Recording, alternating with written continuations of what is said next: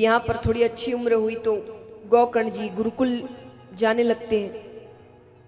पिता से कहा कि मेरे हिसाब से अब आपको भी गृहस्थ त्याग देना चाहिए, क्योंकि पहले गृहस्थ वाले भी जीवन भर गृहस्थ में नहीं रहते थे।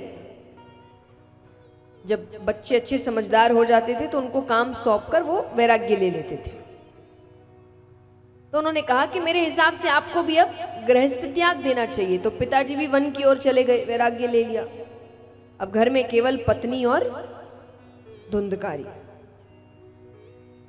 अब वो नशा करता था। नशा करने वालों को सही समय पर नशा नहीं मिले तो बेचैनी होती है। अब एक बार उसको नशा करना है, धन की जरूरत है, उसके पास धन है नहीं, तो माँ के पास आता है कि मुझे धन चाहिए। घर में कुछ नहीं था, उसने कहा मेरे पास कुछ भी नहीं है। उसको इतना क्रोध आया कि उसने क्रोध में आकर अपनी माता को ही मार दिया। अब पूरी आजादी, और जितनी भी गलत संगत थी उन सबको लेकर आ गया। उनके कहने पर राजा के खजाने में चोरी करी। अब उनको लगा एक ना एक दिन तो पकड़े जाएंगे, तो एक रात्रि उसको बहुत मदिरा पान कराया गया, इतना कि वो खुद कुछ करने की हालत में ना रहे। अब उसको मारने की कोशिश कर रहे हैं, बहुत से तरीके अपनाते, यानी अब वो अधमरी हालत में है पर मर नहीं रहे। इतने पाप किए हैं, आसानी से तो मरने वाला नहीं। अंत में गरम गरम दहकते हुए कोयले होते हैं, वो उसके मुख में डाल दिए गए। बहुत दर्दनाक मृत्यु आई। उसके बाद भी उसे मुक्ति नहीं मिली, उसे प्रेत योनि प्राप्त हुई। गौकर्ण जी को पता चलता है, वो श्राद्ध इत्यादि करा के घर पहुंचते हैं।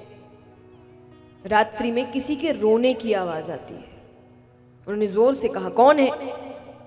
एक आवाज आई, मैं तुम्हारा भाई धुंधकारी, मुझे प्रेत योनि प्राप्त हुई है, मेरी मुक्ति के लिए कुछ करो। वो कहे मैंने गया में श्राद्ध इत्यादि सब करा दिया। वो कहे गया श्राद्ध शते नापि मुक्तिर में न भविष्यति। एक बार क्या 100 बार भी करा दो मुझे मुक्ति नहीं मिलेगी, मैंने इतने पाप किए हैं, अब तुम्हें कुछ करना पड़ेगा मेरे लिए। तब गौकर्ण जी ने कहा कल सुबह आना। तो सूर्योदय से पहले उठ जाया करते थे। तो सूर्यनारायण भगवान आते हैं, वो उनसे पूछते हैं कि मुझे क्या करना चाहिए। सूर्यनारायण भगवान ने कहा आप श्रीमद् भागवत कथा सप्ताह पारायण करिए। तो श्रीमद् भागवत कथा सप्ताह पारायण की जाती है और 7 दिनों में ऐसा कल्याण होता है कि धुंधकारी जी को लेने भगवान का विमान आता है।